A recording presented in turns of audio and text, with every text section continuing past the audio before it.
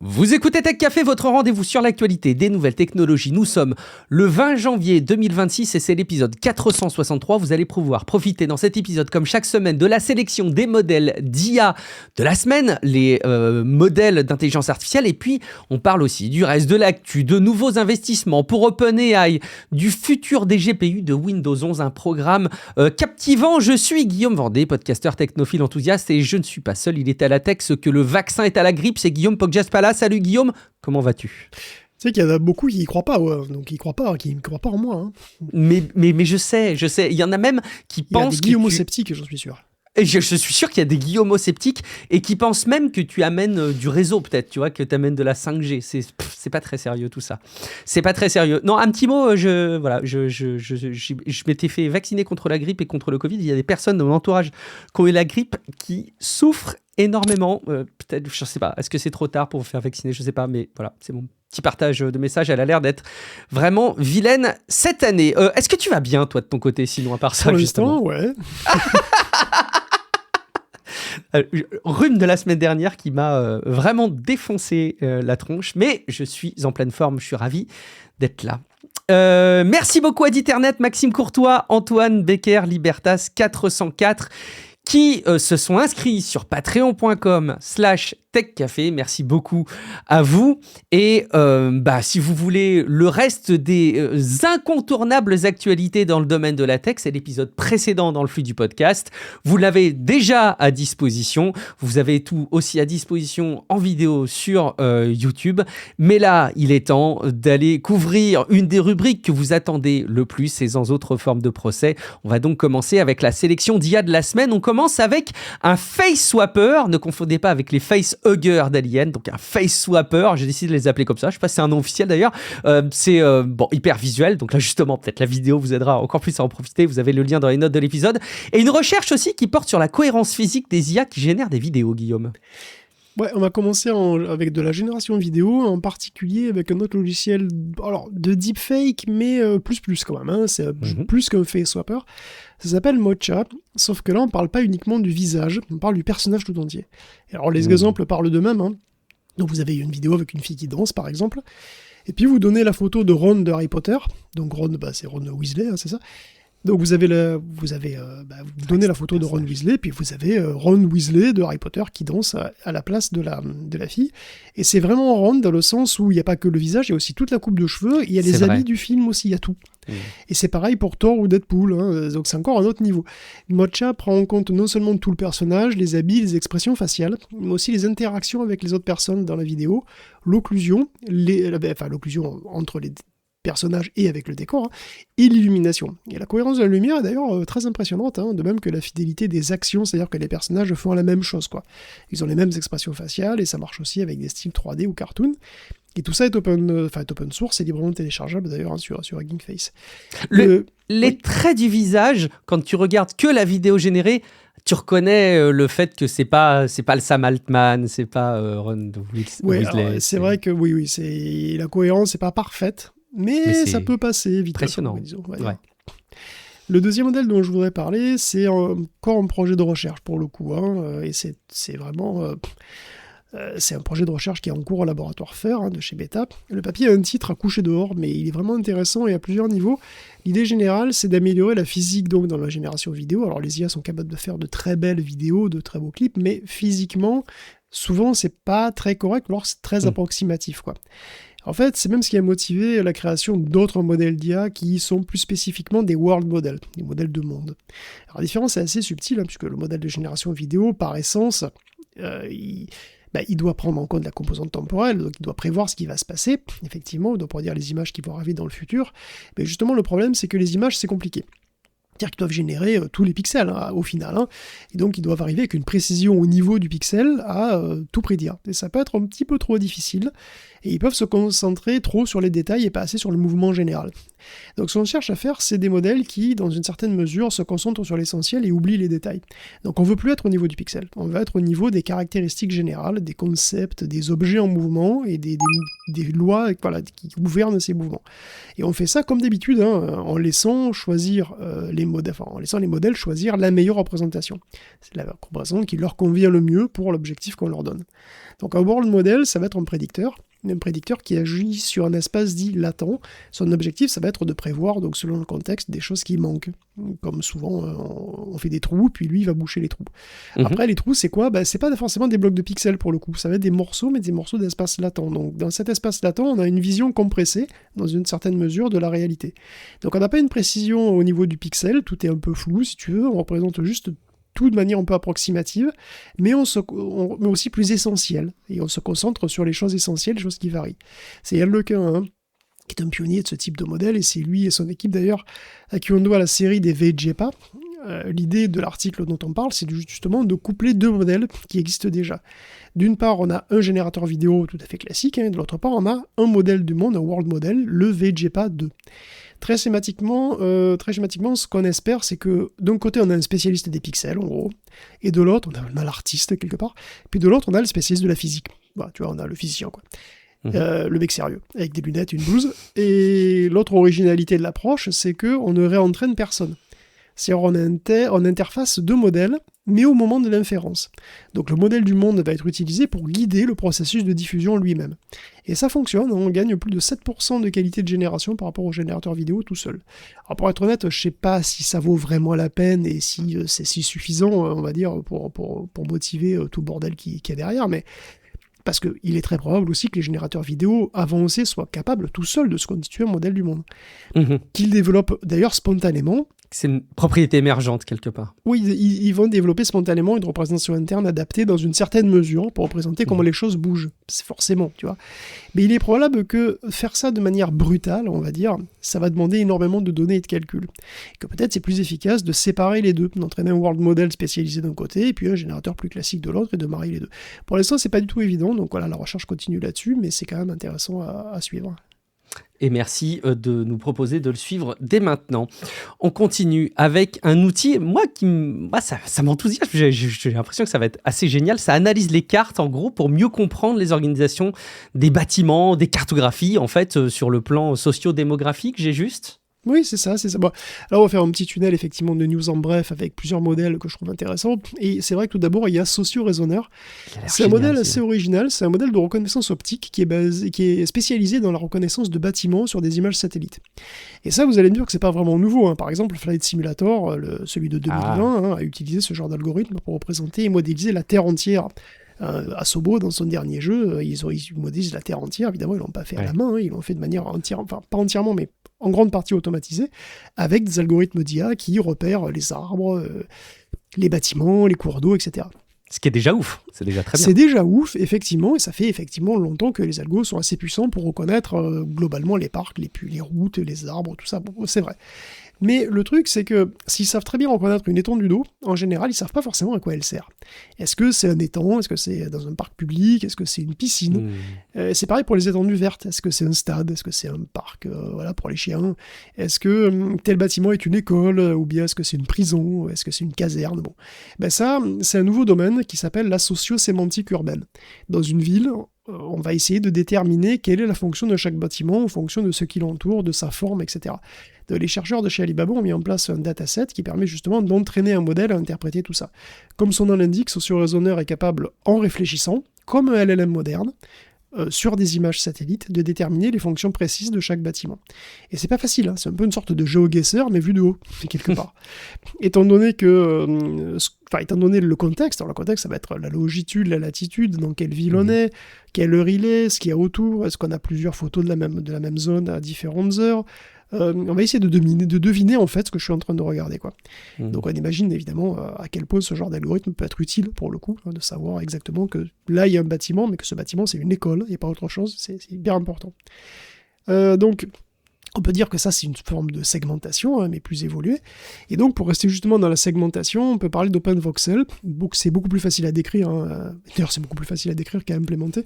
OpenVoxel, c'est une sorte de SAM, mais pour la 3D. Alors, on connaît la série des algorithmes SAM, donc c'est Segment Anything, de chez Meta, qui vont fonctionner pour des images en 2D, mais aussi pour les vidéos et même pour l'audio. Donc, vous donnez par exemple donc une image, et puis il va vous dire, ça c'est là, il y a la vache, ces pixels-là, c'est les pixels de la vache, ces pixels-là, c'est les pixels de l'arbre, et puis ce pixel là-bas, c'est les pixels du chasseur, on s'en fout.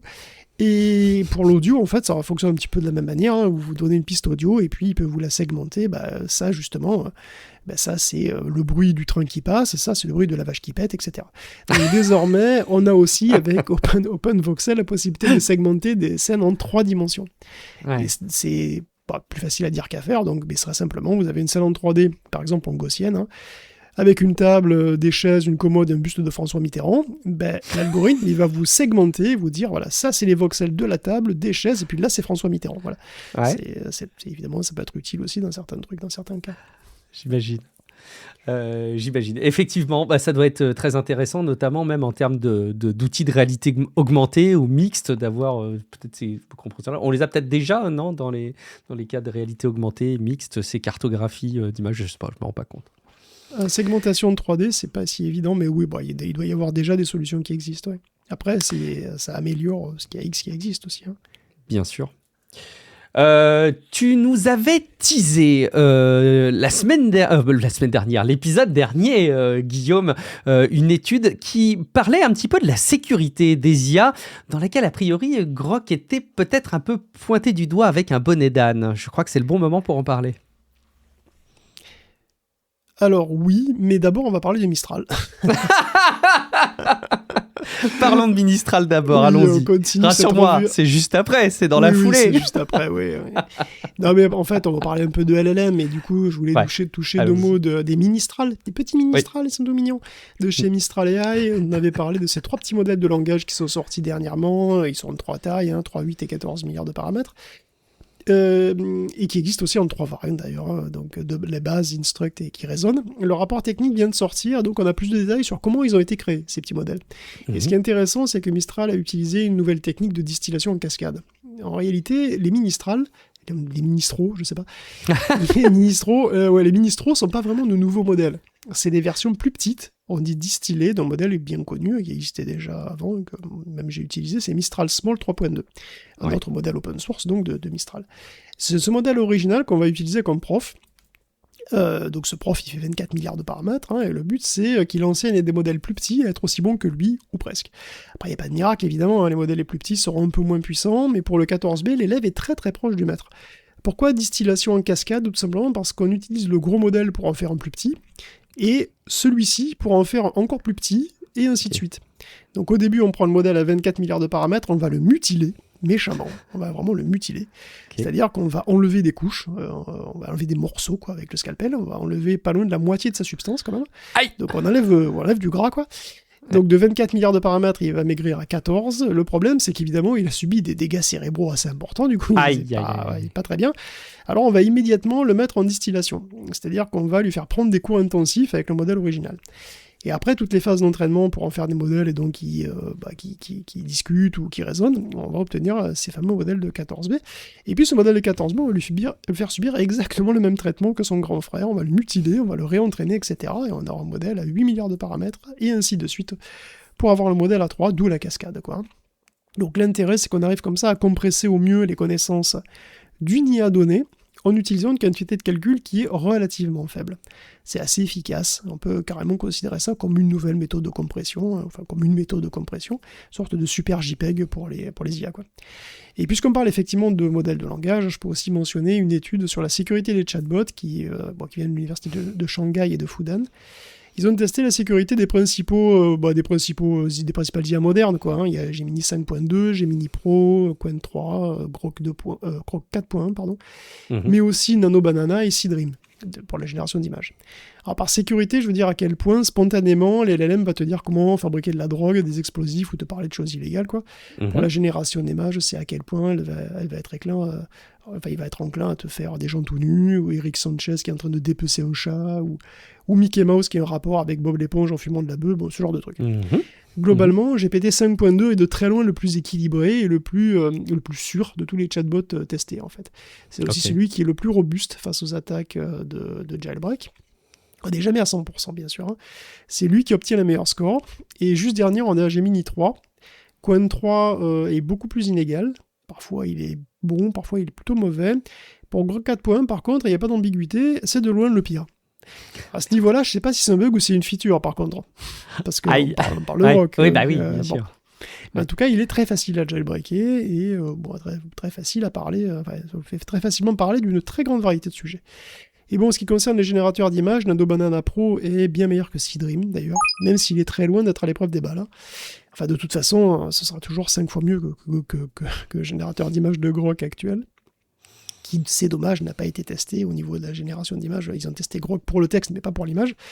Et c'est très dommage, parce que ça aurait pu être très rigolo. J'imagine que vu les scandales dont on parle, effectivement, les scores n'auraient pas été les meilleurs, loin de là. Parfait, merci pour cette revue, c'est intéressant. Et puis on parle aussi souvent de ce que permettent évidemment les IA et de leurs limites. On a déjà parlé ici de leur capacité assez discutable en mathématiques, sur le plan notamment visuel.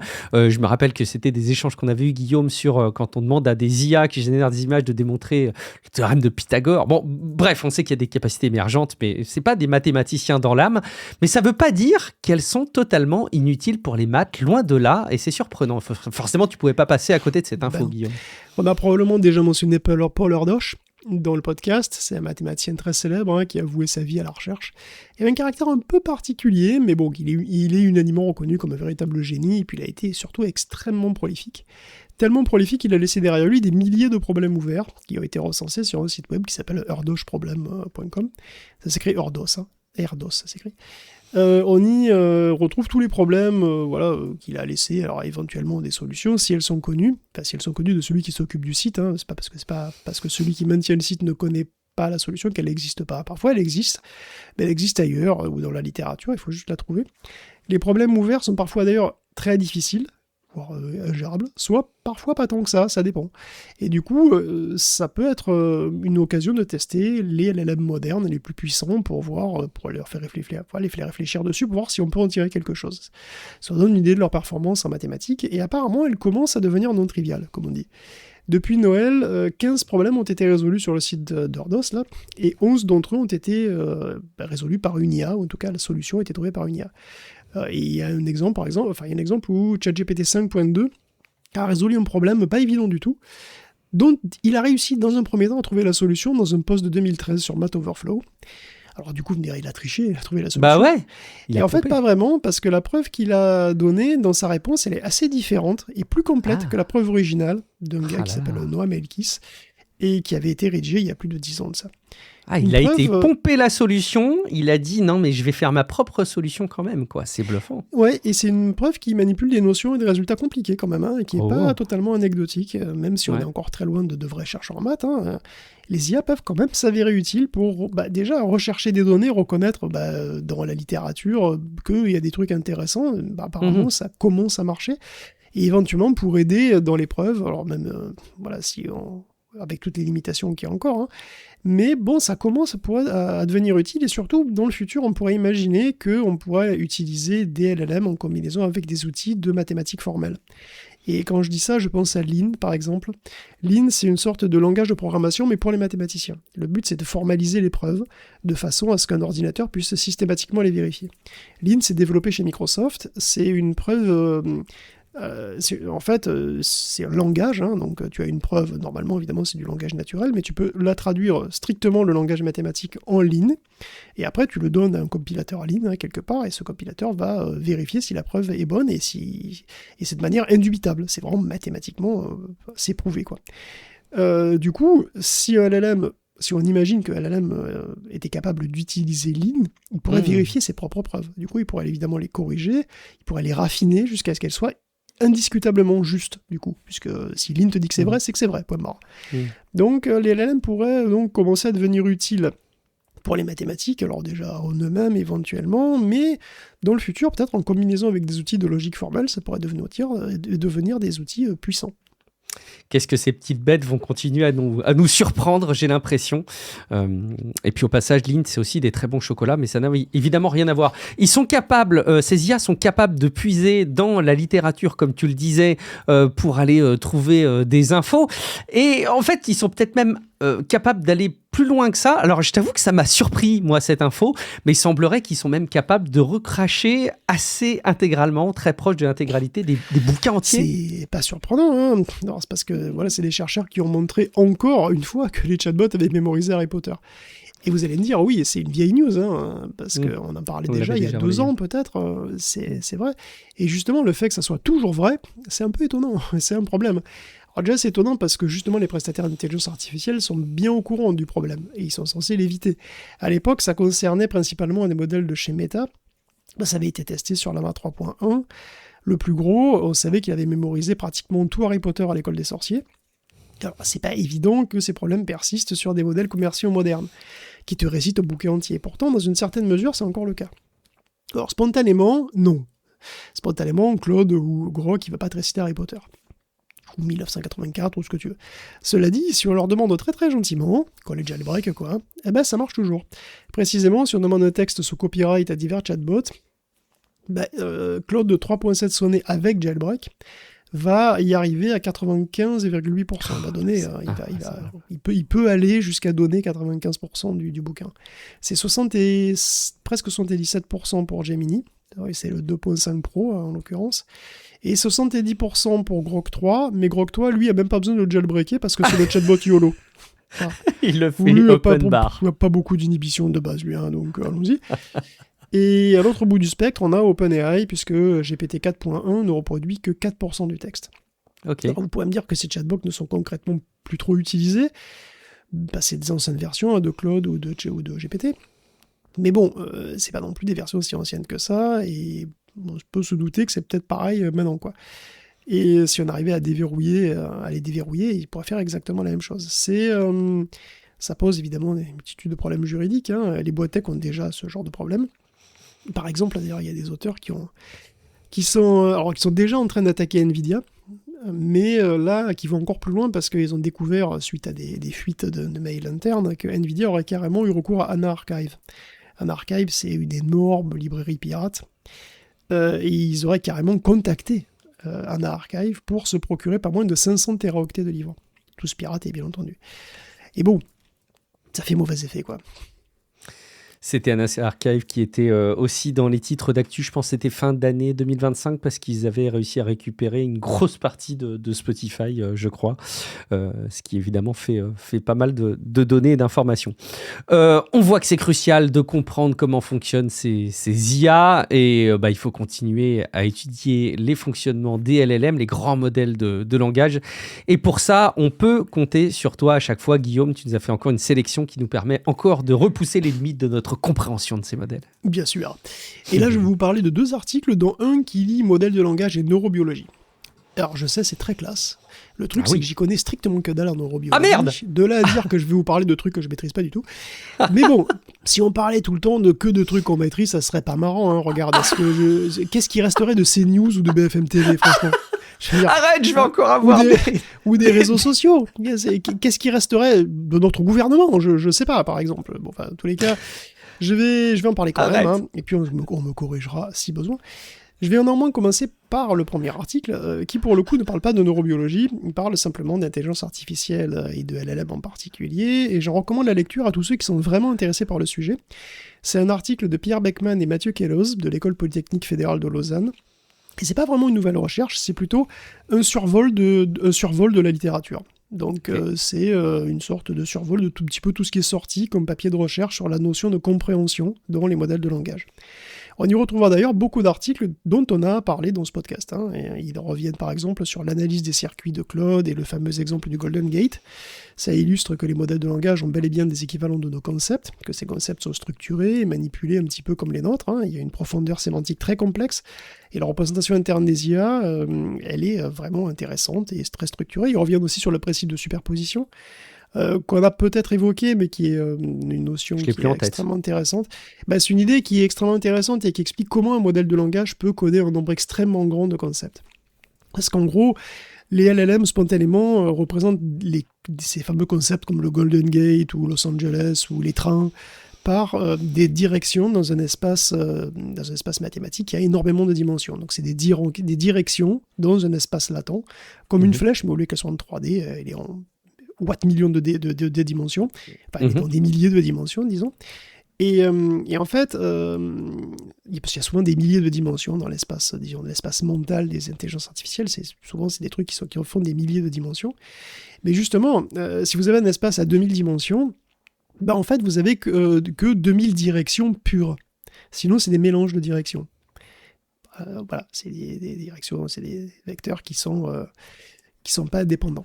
Pourtant, les modèles de langage peuvent encoder une multitude de concepts. Et vous avez des modèles de langage qui ont une dimension de l'espace latent qui est de 2000 et qui peuvent évidemment avoir beaucoup plus de 2000 concepts, qui peuvent encoder énormément plus de choses. Alors comment ils font ?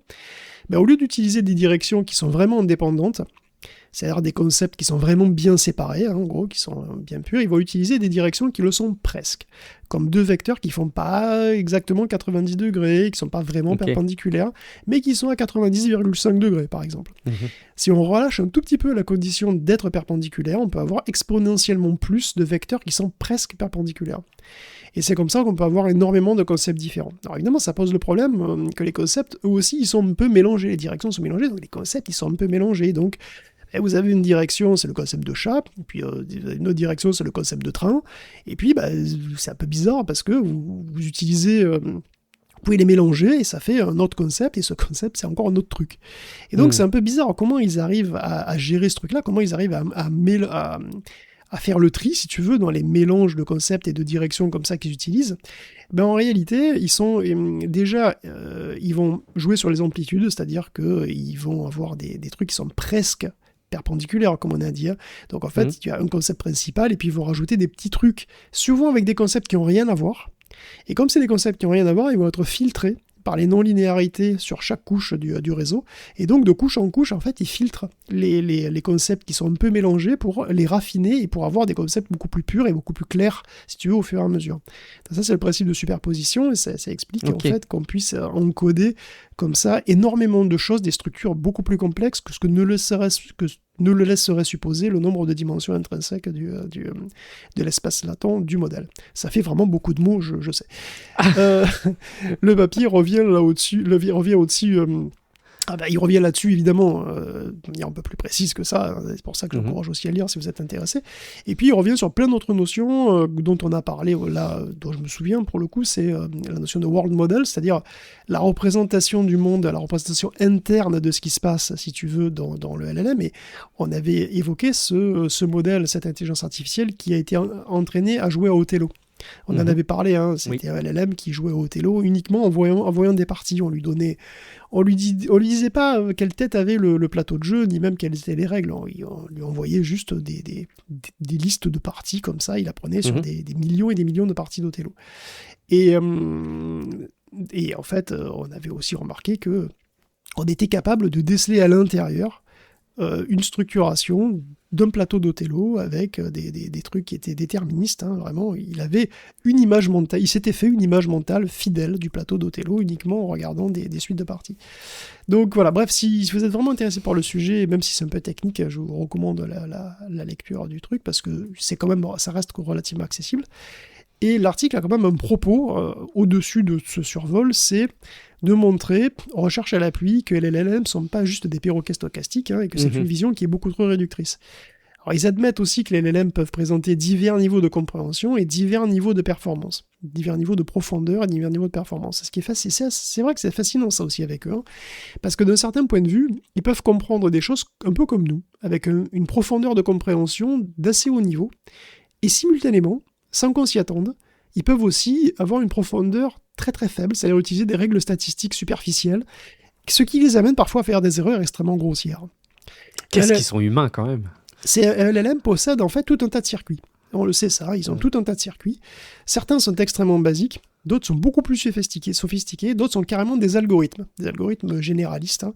D'ailleurs ça aussi, hein, c'est un truc qui on en avait probablement parlé aussi, mais les IA sont capables, à force d'entraînement, de se forger des algorithmes, en fait, qui sont indépendants des données, mais qui sont des procédures. Ils sont capables d'implémenter, d'intégrer des programmes, en quelque sorte. Hein.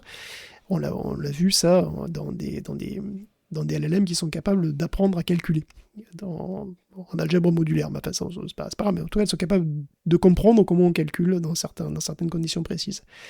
Et ce qui est intéressant, donc, c'est que on a parfois donc des niveaux assez profonds de compréhension, et puis on a aussi parfois des niveaux extrêmement bas, et en fait, ils savent pas trop quand utiliser l'un ou l'autre. Enfin si, ils le savent, mais leur but c'est de prédire le prochain mot. Donc c'est un but très particulier, assez synthétique quelque part, et ce qui est le plus efficace pour eux, c'est-à-dire pour cet objectif particulier, dans la vie de tous les jours, c'est pas forcément le plus efficace, c'est pas forcément ce qui va leur donner la bonne réponse, tu vois. Et donc, quelque part, l'article démontre aux recherches à l'appui que les LLM sont à la fois intelligents et stupides. Et parce que ça colle complètement avec le boulot qu'on leur a demandé de faire, tu vois. Donc c'est ça qui est assez Ils nous ressemblent vraiment décidément beaucoup, hein, à chaque fois que tu à la fois intelligent et stupide, ça fait effectivement, ça peut faire penser à plein de gens. Bon, maintenant, c'est le moment de penser à la neurobiologie, voilà. Oui, justement. Alors, voilà. Ce qui est marrant, c'est que c'est aussi un article de l'EPFL, de l'École Polytechnique de Lausanne, mais c'est aussi fait en collaboration avec le MIT et Georgia Tech. Et il semblerait que dans notre cerveau, on ait une zone, un réseau de neurones bien identifiés, des neurones en viande, hein, des neurones, voilà, des neurones qu'on peut faire frire, quoi, et manger. C'est Chacun son truc. Hein. La cervelle, ça se mange. Bon. C'est vrai. Le cervelle humaine, c'est pas trop ma came, mais Non, moi non plus. Quoique. Jamais goûté. Alors, bref, on a un réseau de neurones qui est dédié au langage dans notre cerveau. Apparemment, c'est bien connu des neurobiologistes, tout ça. Et l'objectif de l'article, c'est de comparer le fonctionnement de notre cerveau à nous, en tout cas de la zone dédiée au langage, hein, et des LLM. Alors comment ils font, me direz-vous ? Bah oui. Ils utilisent des données d'imagerie médicale, en particulier des scanners, de l'imagerie par résonance magnétique et des tomographies, tout ce genre de trucs. Et ils enregistrent le flux sanguin, par exemple, dans le cerveau, hein, de personnes qui sont en train de lire un texte ou d'écouter un texte. Donc ils vont en gros, c'est une sorte de film en 3D du cerveau qui fait ça, quoi, de l'activité du cerveau qui fait ça. Et ils peuvent faire des découpages avec des petits blocs de voxels pour voir comment ça évolue dans le temps. Donc de notre côté, pour les LLM, alors c'est beaucoup plus simple évidemment, hein, c'est des fichiers. Ils utilisent un modèle open source qui s'appelle Pythia. Sa particularité à Pythia, c'est que on connaît toute son histoire. Bon, déjà, évidemment, on connaît parfaitement sa structure et le dataset d'entraînement, il est open source, complètement libre. Et en plus, on le voit évoluer à tous les âges. C'est presque émouvant. On a tous ces checkpoints de quand il était tout petit et complètement débile, jusqu'à ce qu'il soit complètement entraîné et un peu moins débile. Okay. On a des dizaines de versions de lui à divers âges de la vie. Et donc, on peut analyser comment se sont formés les circuits qui lui permettent à lui de traiter le langage. Je dois bien vous avouer que j'ai pas une idée très précise de comment ils arrivent à mettre en rapport des petites tranches de voxels issues de tomographie de scanner et ce qui se passe à l'intérieur dans un réseau de neurones artificiel. Mais bon, ils l'ont fait, n'est-ce pas ? Ils considèrent aussi deux types de compétences linguistiques. On va aussi parler de linguistique, hein, ce qui n'est pas précisément non plus ma spécialité, mais bon. La compétence linguistique formelle et la compétence linguistique fonctionnelle. Alors, la linguistique formelle, en gros, c'est les structures de base du langage, c'est la syntaxe, la grammaire, la morphologie, etc. Et les compétences linguistiques fonctionnelles, par contre, c'est beaucoup plus évolué, puisque c'est c'est l'utilisation du langage, le rapport au monde, donc l'utilisation pour interagir avec d'autres gens, représenter les concepts du monde, etc. Bon. D'accord. Première conclusion étonnante, même un réseau de neurones qui n'est pas entraîné, un réseau de neurones artificiel, hein, qui n'est pas entraîné du tout, possède une certaine analogie avec les structures cérébrales. Donc ça veut dire qu'architecturalement, les piles de transformers que sont les LLM ont déjà une analogie avec des réseaux de neurones naturels qui traitent le langage dans le cerveau. Okay. Et c'est la fonction d'attention et l'aspect intégration temporelle apparemment qui est très importante. Quand je dis intégration temporelle, je veux dire que les LLM considèrent des suites de données. Des suites ordonnées de mots qui sont donc de manière inhérente des choses temporelles, quoi, des choses qui viennent les unes après les autres. La ressemblance avec les processus cérébraux s'accroît lors de l'entraînement d'une manière assez régulière. Ça dépend même pas de la taille du modèle d'ailleurs, hein, ils regardent différentes tailles de Pythia. Mais en fait, c'est pas la taille, on s'en fout, c'est la quantité de tokens qu'ils ont vu à l'entraînement. Donc ça, en fonction de la quantité de tokens, donc de l'avancement de l'entraînement, on voit effectivement, en ce qui concerne les compétences linguistiques, que si on regarde les capacités formelles, ça ressemble de plus en plus, jusqu'à un certain niveau, à la structure de comment ça marche dans le cerveau humain. Alors, si en général la ressemblance s'accroît avec le nombre de tokens vus à l'entraînement, par contre ça finit par saturer. Et même assez rapidement. Et au bout d'un moment, les structures du LLM et du cerveau commencent à diverger. D'un certain point de vue, les LLM deviennent surhumains. Alors attention. Je vois comment va être exploitée cette phrase et ce relais d'actualité. L'AGI nous regarde. L'AGI, ouais. Alors évidemment, non, ils sont surhumains dans le sens de la prévision du prochain token, c'est-à-dire pour l'objectif particulier, quoi, pas en général. Donc, alors, ils commencent à accomplir leur objectif très spécifique de manière surhumaine. Mais leur fonctionnement ressemble de moins en moins au nôtre. À ma connaissance, c'est la première comparaison aussi directe du fonctionnement neural biologique et des LLM. Même si c'est très limité, c'est déjà assez étonnant de voir qu'il y a quand même des analogies structurelles et fonctionnelles entre les deux. Enfin, c'est si je ne suis pas passé complètement à côté de l'article. Si des neurobiologistes écoutent ce podcast, qu'ils me donnent leur avis. Et si évidemment, les personnes qui ont fait ce travail n'ont pas fait des erreurs, n'ont pas fait n'importe quoi, puisque, évidemment, avoir les compétences d'aller challenger ce qui a été... Bon, typiquement, un document comme ça qui est publié, est-ce qu'il a été... Il a fait l'objet d'une revue par les pairs ou... Alors, celui-là, oui. Celui-là, c'est une publication... Ouais, donc je peux même pas dire qu'ils ont pondu le truc dans le journal, leur... mais oui, il a été publié. Oui, ça, c'est pas juste un préprint, celui-là. Il a été publié, il a été vraiment publié. Donc, c'est plutôt sérieux, très bien. Avant de continuer l'épisode, je voulais vous parler de Patreon et non pas seulement pour que vous inscriviez sur patreon.com/techcafé. Alors bien évidemment, si vous voulez le faire, évidemment c'est formidable. Mais pas juste pour ça. En fait, alors, déjà je me suis rendu compte avec le temps à quel point je consulte, je crois toi aussi hein, Guillaume, puisque je vois des articles dans La Veille et dans Les Conducteurs qui sont issus du site de Corben, corben.info, son blog. Donc si vous connaissez pas évidemment, allez lire ces articles. Et Corben, qui est donc français, si vous le connaissez pas, mais blogueur de longue date maintenant, il a fait un choix assez fort avec le temps. Il est plus du tout présent sur les réseaux sociaux. Il a fermé sa section commentaires sur corben.info. En fait, il a coupé plein de choses. Il a même viré les espaces de pub dynamiques sur son site, parce que ça l'emmerdait plus qu'autre chose par rapport aux quelques euros que ça lui rapportait. Et en fait, donc oui, il s'est beaucoup coupé parce qu'il n'en pouvait plus pour la toxicité qu'il subissait au quotidien, que je soupçonnais pas, parce que, en fait, c'est assez ouf, mais moi, l'image que j'ai d'un Corben, c'est quelqu'un qui recueille des appréciations hyper positives de son contenu, de son travail qu'il fait. J'ai eu l'occasion d'échanger avec lui à quelques reprises dans des enregistrements de podcasts, et c'est quelqu'un de très accessible, très sympa. Enfin, bon, voilà. Bon, après, je sais qu'il y a derrière l'image parfois des personnalités qu'on ne soupçonne pas, mais vraiment, je ne pensais pas que Corben était la cible de pas mal de toxicité. Et donc, il a tout fermé. Et par contre, il a, depuis pas mal de temps maintenant, une page Patreon. Et en ce début d'année, vous me voyez venir, je me suis dit que vu tout le travail qu'il fournit et qui sert dans La Veille, qui me sert même concrètement parfois sur des trucs qui m'intéressent, qui ne sont pas forcément relayés dans Tech Café, et vu que je vois aucune pub sur son site qui pourrait lui rapporter quoi que ce soit, il y a quelques sponsoring à long terme, mais pas les pubs qu'on peut voir habituellement sur les sites d'infos, je me suis abonné à sa page Patreon. Et puis, c'est assez cool, du coup, de pouvoir échanger très directement avec lui, d'avoir son partage sur un certain nombre de visions des choses. Il a des contenus exclusifs. Il dit un peu aussi ce qui l'emmerde au quotidien, tels que les sujets que j'évoque un petit peu là en surface sur la toxicité, notamment sur les réseaux sociaux. Et donc, c'est assez gratifiant, en tout cas pour moi. Je me suis inscrit sur sa page Patreon pour financer son travail. Et puis, je me suis dit aussi que ça pourrait vous servir d'inspiration. Alors, non pas que je me compare compare Guillaume Poggiaspala, quoique Guillaume Poggiaspala peut-être, mais à Corben ou Tech Café à l'audience de Corben.info, mais la démarche me semblait en tout cas assez cool à vous partager. Donc voilà, mon appel cette fois-ci, ce sera de dire que vous devriez, si vous suivez ces contenus, soutenir Corben sur Patreon et soutenir aussi, par la force des choses, Tech Café sur Patreon avec le même compte. C'est sur patreon.com/techcafé. Et donc là, vous avez une recommandation pour la page Patreon de Corben qui est sur la page Patreon de Tech Café dans les recos. Il y a des recos comme ça croisés qui peuvent se faire sur Patreon. Tout se retrouve.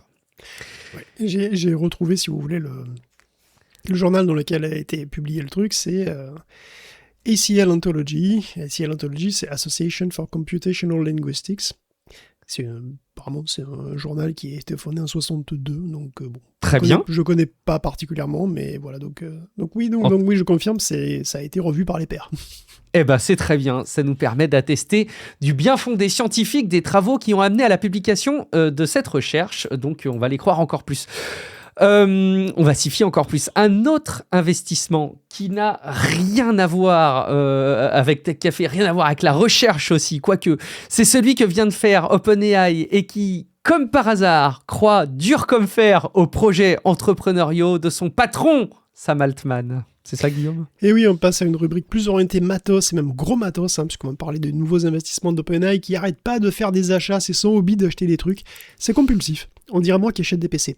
Je sais qu'il faut que je travaille là-dessus, je sais. Je savais pas, je pensais pas que c'était comme ça. Faut que je me fasse aider, on me l'a déjà dit, mais bon, on parle pas de moi ici. On parle je pense que c'est faux en plus. Je suis sûr que tu as une consommation hyper raisonnée, que tu revends d'occasion, que tu achètes d'occasion. Je revends et j'achète d'occasion, ça c'est sûr. Bon, bah tu vois. Le problème, c'est la fréquence. Enfin bon, Sam Altman donc qui investit dans lui-même déjà, puisque OpenAI vient d'investir dans Merge Labs, qui est une start-up qui est une start-up qui fait des recherches dans les interfaces neurales. On reste vraiment dans le thème.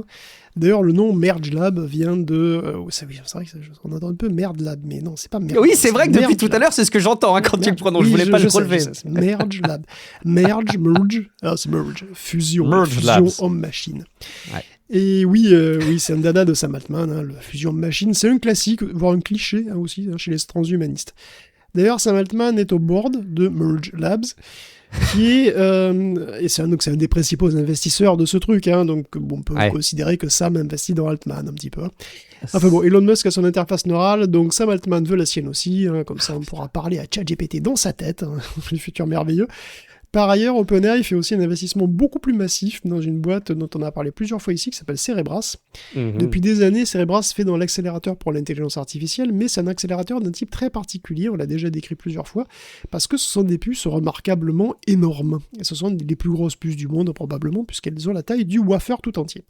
Donc si vous pensiez que les puces de Nvidia, les dernières Rubin, étaient des monstres, les Cerebras, elles sont carrément... d'un autre niveau, puisque c'est des puces qui ont la taille d'une assiette à soupe.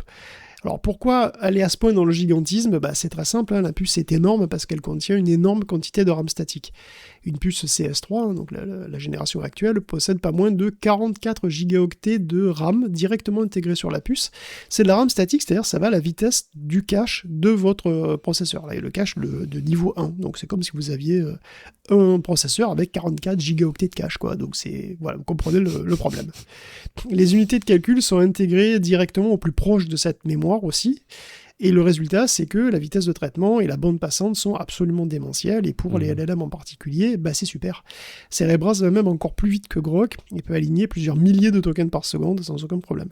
Alors évidemment, il faut que le modèle rentre dans la RAM sur la puce, sinon, si c'est pas le cas, il faut mettre plusieurs machines Cerebras en parallèle, c'est un peu plus lent, mais ça reste quand même très rapide. Et jusqu'ici, Cerebras avait principalement un seul client. C'était la holding émirati G42, et donc ils doivent être très très contents parce que maintenant ils en ont un deuxième. Et en gros, puisque c'est OpenAI qui a signé un contrat de 10 milliards de dollars pour 750 mégawatts de puissance de calcul. C'est un chiffre considérable qui pose d'ailleurs un certain nombre de questions, parce que si on se réfère à la puissance déployée par les systèmes actuels, les CS3, il faudrait dans les 32 000 puces pour atteindre ce chiffre. Mais 32 000 puces, c'est énorme, parce que chacune de ces puces coûte extrêmement cher. Elle coûte encore beaucoup, beaucoup plus cher qu'un GPU standard. Rappelez-vous qu'on parle de puces monstrueuses de la taille d'une assiette. Ça coûte une blinde, et chaque puce doit être dans son serveur spécifique. Vous avez une armoire entière qui est dédiée à une seule puce. Et chaque système de ce type-là coûte plusieurs millions de dollars. Un serveur Cerebras, c'est entre 3 et 4 millions de dollars selon que vous ayez de la mémoire additionnelle dedans ou pas, quoi. 32 000 puces, c'est dans les 100 milliards de dollars. Et en déploiement réel, c'est-à-dire, parce que là vous n'avez que le serveur, parce qu'autour il faut quand même un data center, une infrastructure, il faut payer l'électricité aussi. Donc en gros, je sais pas, c'est le double, quoi. Donc je sais pas, ils vont les sortir d'où ces 100 milliards de matériel, quoi. C'est aucune idée. La seule manière de donner un sens à tout ça, c'est de compter sur la prochaine génération de puces. Parce qu'on ne sait pas ce que Cerebras, précisément, va préparer pour la CS4, la 4e génération. Et du coup, on se dit, Altman, lui, il sait probablement des trucs que nous, on ne sait pas. Et s'il a signé pour 750 MW, c'est que peut-être que c'est possible, que c'est envisageable avec des CS4. Et pour rendre réaliste ces 750 MW, il faut un saut générationnel vraiment très important. Mais c'est pas impossible. Parce qu'on peut imaginer, par exemple, que Cerebras utilise la même technologie qu'AMD et empile les caches sur ses puces. Empile de la mémoire supplémentaire en 3 dimensions, parce que jusqu'à présent, les CS4, c'était des wafers, donc ça s'étendait en surface, mais ça s'étendait pas en hauteur. Et en passant à la 3D, on pourrait démultiplier la quantité de mémoire sur une seule puce, et du coup, on pourrait réduire aussi beaucoup le nombre de serveurs. Alors, j'ai aucune information, moi, personnellement, sur les CS4, mais peut-être, effectivement, que Sam en a, et c'est peut-être pour ça qu'il a fait cet investissement, ça a l'air intéressant, quoi. J'imagine que quand tu signes un chèque, même si c'est dans le domaine de l'IA, il y a des choses derrière qui motivent cet achat. L'ultime question que je voulais te poser, et je te remercie sur cette description hyper claire de Cerebras, on visualise bien ce que c'est, et quand tu dis que ça fait la taille d'un wafer, voilà, on s'imagine bien la dimension que ça peut représenter pour une puce. Concrètement, les infrastructures Cerebras qui sont achetées par des boîtes, en l'occurrence j'ai compris qu'elles n'étaient pas très nombreuses pour l'instant, c'est quoi? C'est des infrastructures qui sont louées, elles sont hébergées par... et elles sont mises à disposition quand tu souscris à du Cerebras, ou vraiment t'achètes les trucs et tu les installes chez toi? Tu peux. C'est toujours... Les deux. Oui, les deux, tu peux les acheter, mais Cerebras, effectivement, est aussi un prestataire. C'est un prestataire qui te propose des LLM qui t'envoie à très très très très haute vitesse et qui te les facture assez cher, du coup. Et qui a donc une ferme de serveurs à lui et qui agit comme une sorte de cloud aussi. Oui. Et c'est d'ailleurs là-dessus que sont exécutés les LLM de Mistral, si je ne dis pas de bêtises, le chat notamment, s'il va très vite. Alors le chat avait, il me semble, fait un partenariat avec Mistral. Après, à quel point c'est l'intégralité de l'infrastructure, je ne pense pas d'ailleurs, mais bon. Okay. Oui, ils étaient oui, je crois qu'ils avaient travaillé avec eux. Je crois qu'il me semblait que c'était une des raisons qui expliquait le fait que le chat est très rapide quand il répond. Un truc aussi, c'est que, juste puisque tu parles du chat, à une certaine époque, on connaissait très bien les tailles des Mistral Large, qui étaient probablement utilisés pour le chat, et c'était des modèles qui étaient relativement compacts, disons, pour les standards de l'industrie. Et Cerebras, comme on l'a vu, ils ont une mémoire extrêmement rapide, mais ils n'en ont pas énormément, en fait. Et donc, au plus le modèle est petit, au mieux c'est, parce qu'au moins il faut de serveurs Cerebras pour le dispatcher dessus, quoi. Ce qui fait que c'était plutôt un bon mariage. Si t'as un modèle qui fait 130 milliards, je crois qu'il faisait 130 milliards de paramètres, le Mistral Large de mémoire, c'était peut-être à peu près ça. Si tu as 44 gigaoctets par serveur, si tu compresses un peu le modèle, il n'y a pas énormément besoin t'as pas besoin de 12 serveurs pour le faire rentrer, quoi. Donc c'était un match qui se faisait pas trop mal, je pense. Un mariage de raison. Ok. On continue du coup, puisque tu nous parlais d'AMD justement et de l'empilement des caches. On peut peut-être enchaîner là-dessus. Bon, on a évoqué l'empilement de puces en 3D dans la news d'avant, et clairement ça va commencer à se généraliser, mettre des puces mémoire sur les processeurs. On va peut-être même être obligé de le faire de plus en plus. AMD avait lancé la mode avec le 3D V-Cache, qui mettait le cache de niveau 3 par-dessus le processeur.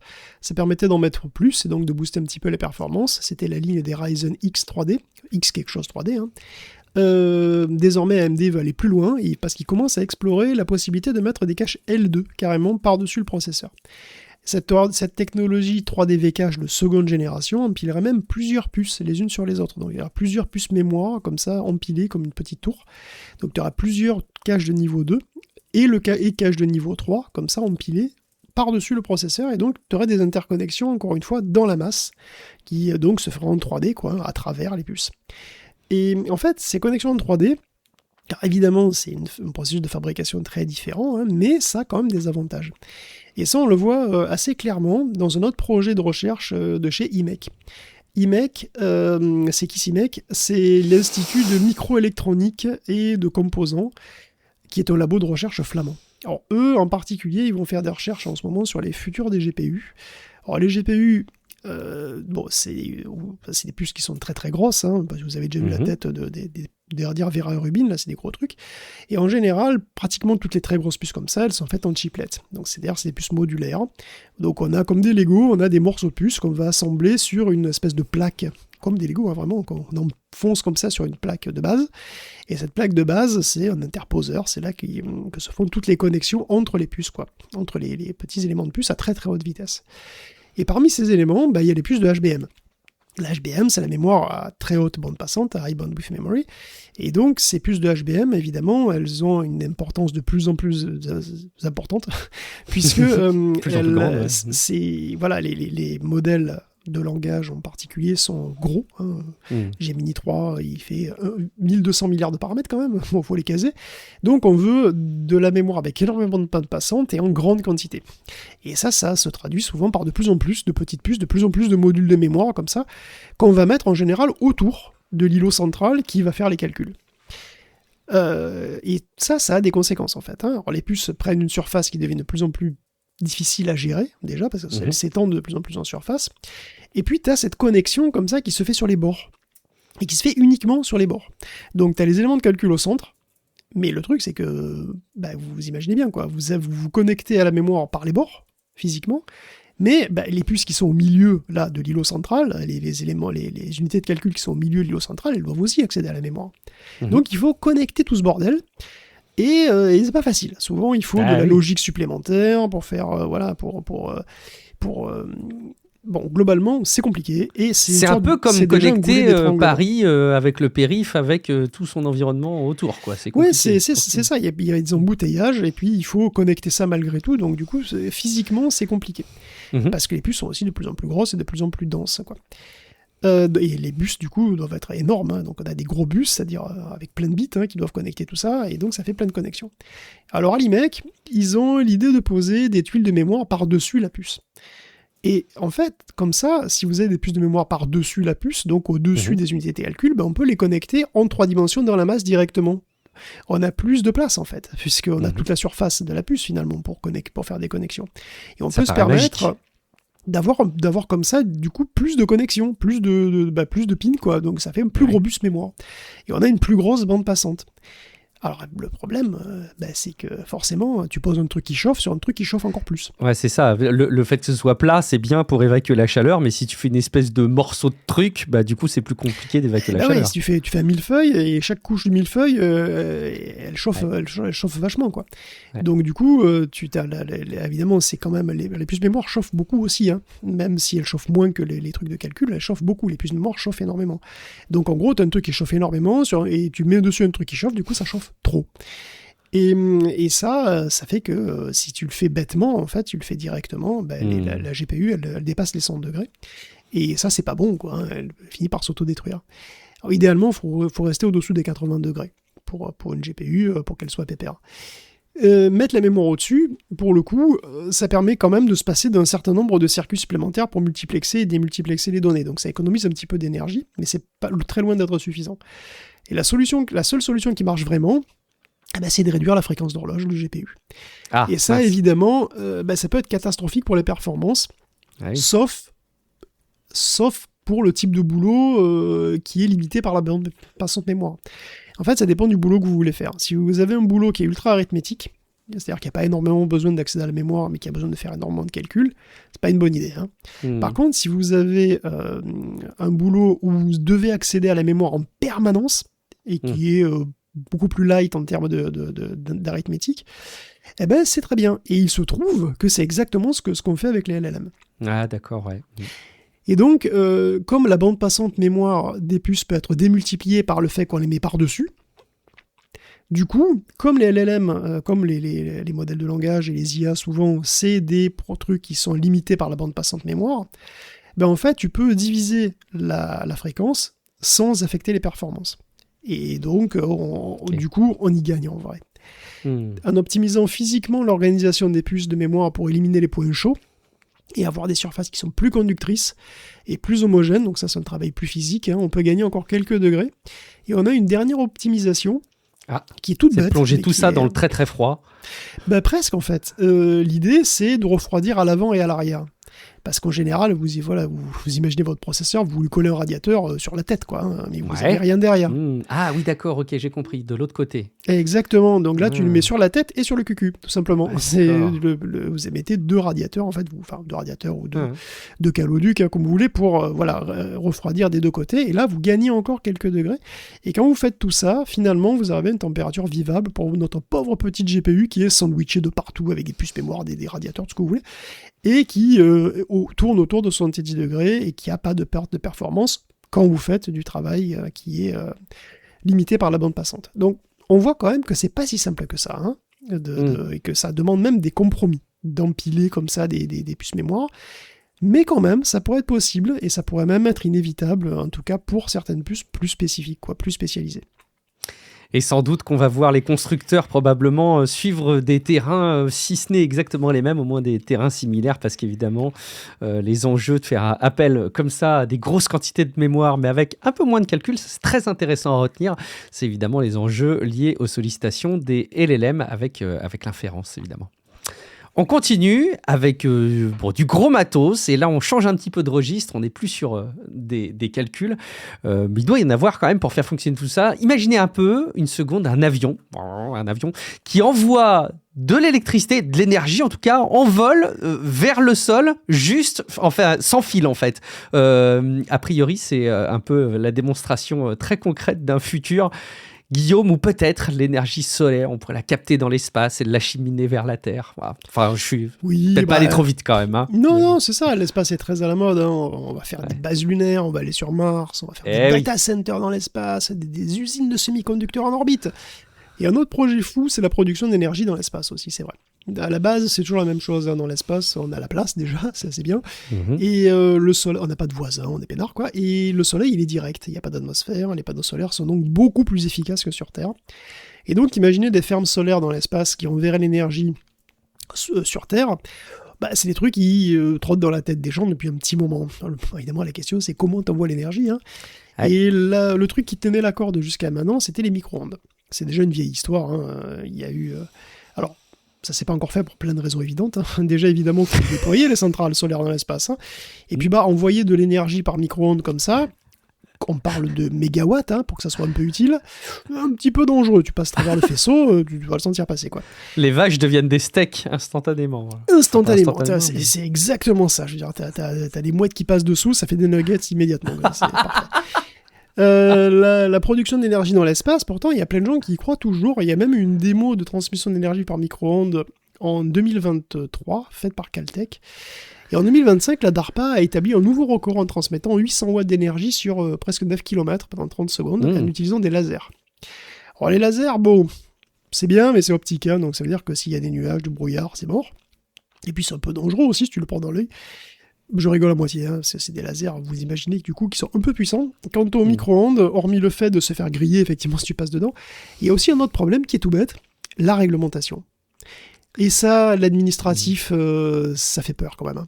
Et l'administratif aérien, peut-être encore plus. Très très réglementé, évidemment, les gammes de fréquences, et la gamme micro-ondes, elle est déjà beaucoup utilisée par les communications radio et 5G. Et donc même si tu pouvais implémenter un transfert d'énergie par micro-ondes, normalement, ce ne sera pas autorisé, ce serait une casse-tête administrative potentiellement. Et donc, il y a encore une autre possibilité, qui est de passer par les infrarouges. Alors déjà, il n'y a pas de problème de réglementation là-dessus, et ensuite, les panneaux solaires qu'on a déjà sur Terre sont sensibles dans l'infrarouge, donc on pourrait les utiliser directement comme récepteurs. En gros, on aurait déjà une infrastructure au sol toute prête, où il ne faudrait pas modifier beaucoup, il suffirait de lancer des fermes solaires en format origami, le tout replié comme ça, qui se déploient en orbite. Cette centrale enverrait toute l'énergie sous forme d'ondes électromagnétiques dans l'infrarouge proche. Et après, les infrarouges proches sont captés par des panneaux solaires au sol. Ok. Mark Baird, CEO de Overview, lui, il y croit à mort. Et c'est lui qui a fait cette démonstration de transfert d'énergie à partir d'un avion, parce qu'il faut démontrer que ça marche aussi en mouvement. C'était un Cessna qui volait à 5000 mètres d'altitude et à 130 à l'heure. Il envoyait vers la Terre, sans doute assez d'énergie pour allumer une lampe de poche, hein, c'est juste une preuve de concept. C'est dérisoire, mais ça montre que ça marche quand même. Donc, dans le principe, en théorie, l'idée est réalisable. Ouais. Et Mark Baird, il envisage déjà des satellites géostationnaires qui envoient des mégawatts de puissance dès 2030 et des gigawatts dès 2040. Bon, est-ce que j'y crois ? Très modérément, hein, parce que déjà...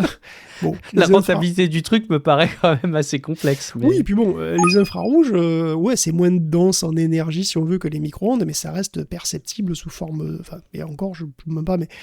En tout cas, ça reste perceptible sous forme de chaleur, les micro-ondes, non ? Donc, je sais pas, on parle quand même d'envoyer des mégawatts sous forme de micro-ondes. Je sais pas à quel point c'est sans danger, tout ça. Je suis pas trop sûr. En tout cas, c'est étonnant de voir à quel point on entend souvent parler de projets spatiaux complètement dingues ces derniers temps, et de manière assez... je sais pas, sérieux, quoi. Ouais, qui en tout cas recueille un peu de crédibilité et on s'y intéresse. Bon, vous voyez, en plus, on vous les relaie. C'est parfait. On continue, on termine presque, mais on continue surtout avec Windows 11, qui est vraiment un système d'exploitation détestable. J'ai vu cette news passer, Guillaume, et j'en étais persuadé que tu la sélectionnerais dans un des conducteurs de cette semaine. Il y avait un bug qui empêchait les PC sous Windows 11 de s'arrêter. Mon Dieu. Ouais, Windows 11, est-il un veau ? Ou bien est-ce que c'est moi ou est-ce que c'est juste une impression Ben non, j'ai une bonne nouvelle pour vous, c'est prouvé scientifiquement. Oui, Windows 11 est un veau. Alors, là, je parle même pas des multiples dysfonctionnements petits et grands et bugs qui arrivent à chaque mise à jour ou pas loin. D'ailleurs, tu viens de le mentionner, Microsoft nous a souhaité bonne année avec un magnifique bug dès le 13 janvier sur la première update de sécurité de 2026. C'est un bug qui empêchait tout simplement les machines de s'éteindre.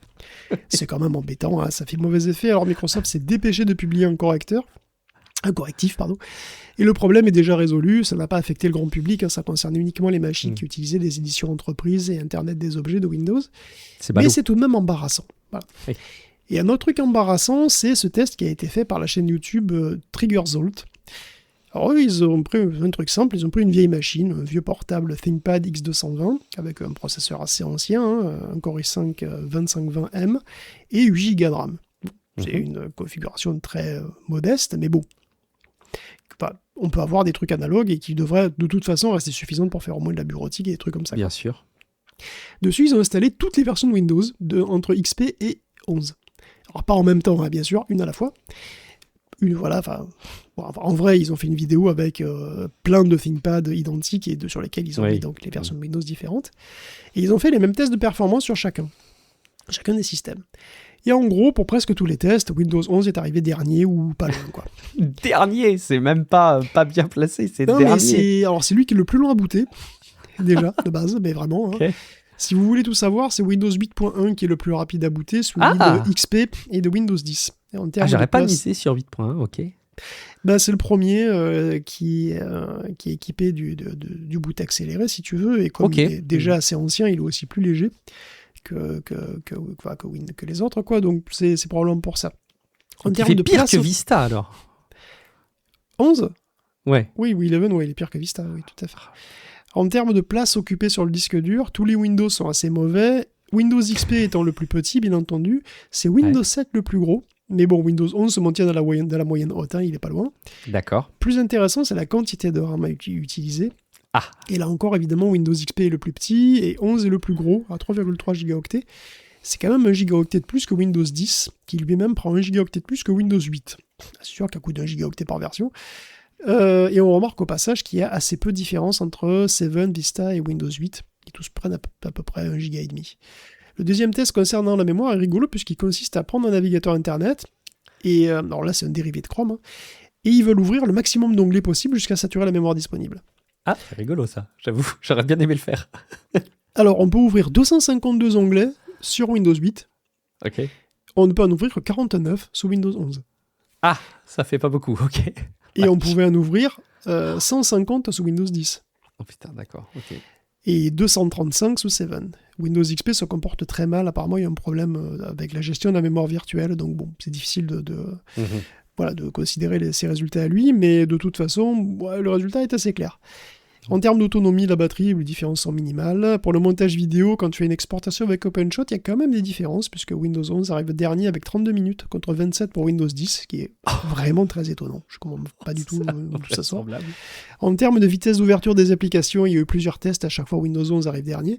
Pareil pour la vitesse d'ouverture des pages web, sur les benchmarks synthétiques, par contre, c'est beaucoup plus serré. En fait, le truc. Il n'y a que sur les benchmarks synthétiques, effectivement, où c'est beaucoup plus serré, quoi. C'est pas trop significatif. Mais les différences sont beaucoup plus marginales, en tout cas, tu vois. Mais par contre, en termes d'occupation de mémoire et de réactivité générale, Windows 11, il est pas bon, même par rapport aux autres Windows, quoi. Donc c'est pas juste vous, c'est prouvé, c'est en vous. Bon, bah écoute, le pire Windows, c'est noté. On va terminer cet épisode avec un petit mot sur le dessinateur de Dilbert qui est décédé. Vous avez forcément vu des extraits des bandes dessinées à un moment ou un autre sur Internet, c'est assez obligé. On n'a pas tous en tête, moi je ne l'avais pas du tout en tout cas, un virage un peu, de ce que j'ai compris, pro-MAGA, voire raciste de ces dernières années, c'est ça, le dessinateur ? Oui, alors on termine avec cet épisode avec une petite rubrique nécro pour mentionner que le papa de Dilbert, qui est Scott Adams, donc, est mort à 68 ans d'un cancer de la prostate. Bon, je ne suis pas un très très bon connaisseur de Dilbert, mais bien sûr, j'ai vu passer plein de strips au fil des années, bien entendu. Et puis c'est un personnage qui est très populaire depuis de nombreuses années, surtout des ingénieurs, des scientifiques aussi en particulier, entre autres. En tout cas, qu'il a été. Je ne sais pas si c'est encore vraiment le cas, s'il est encore vraiment tant à la mode que ça. C'est vrai qu'apparemment, l'auteur a pris des positions politiques qui ont été assez controversées. Moi, je ne le savais pas du tout. C'est à l'occasion de sa mort que j'ai appris qu'il a fait un virage à droite qui a été plutôt mal pris par beaucoup de monde. Et ça finit par lui aliéner d'ailleurs beaucoup de lecteurs. Il a publié dans près de 2000 journaux quand même, au fait de sa gloire. Mais il y en a pas mal qui ont pris leur distance suite à ça, quoi. Alors je pourrais pas trop en dire plus parce qu'en réalité j'ai pas du tout suivi l'affaire et j'étais pas du tout au courant de tout ça. Je sais pas à quel point t'étais familier toi de. Ah ben justement pas du tout. Non mais je veux dire, tu parles de Dilbert. Des BD, non, pardon. De la BD, pas de trucs. Dilbert, j'en ai vu beaucoup passer, et alors j'avais surtout, et je lui fais un petit clin d'œil parce qu'en plus je sais que de temps en temps et assez régulièrement, mais il nous écoute, la personne qui m'a recruté pour mon premier CDI en 2002 pour un service informatique, et il aimait beaucoup Dilbert et il m'en partageait assez régulièrement, donc je fais un petit clin d'œil à Nicolas, et oui, je connaissais ça. Après moi j'avoue que ça faisait quand même pas mal de temps que je voyais pas de strip de Dilbert, mais j'en avais vu passer effectivement. C'est toujours assez rigolo et ça fait des clins d'œil sympas, notamment dans le monde professionnel. Je pense que c'est aussi ce qui fait le succès de Dilbert, je pense. Merci Guillaume pour cette sélection et cette pédagogie autour des news de la tech. Merci beaucoup infiniment à vous. Merci beaucoup infiniment, ça ne veut plus rien dire. Merci infiniment à vous qui écoutez Tech Café semaine après semaine. Si jamais vous êtes convaincu du bien fondé de ce podcast, rendez-vous sur patreon.com/techcafé. Et puis, si vous voulez discuter entre vous ou avec nous, c'est sur Discord, techcafé.fr/Discord. N'oubliez pas d'aller vous inscrire à la newsletter, techcafé.fr/newsletter. Et si vous aimez la vidéo, rendez-vous également sur YouTube. De toute façon, tous les liens sont dans les notes de cet épisode ou en description. Vous retrouverez tout là en dessous. Et puis, de ton côté, Guillaume, on va aussi pouvoir te retrouver. Mais où va-t-on te retrouver ? Bon, écoute, moi, j'ai plein de trucs à essayer. J'ai une multitude de modèles différents pour les modèles de la semaine à essayer. J'ai Klein 2, j'ai LTX2, il faut que je reteste Gemini 4.7 Flash qui merde. Bon, j'en peux plus de tester tous ces trucs. Moi, tu sais ce que je veux ? Je veux un modèle d'intelligence artificielle qui teste à ma place des modèles d'intelligence artificielle.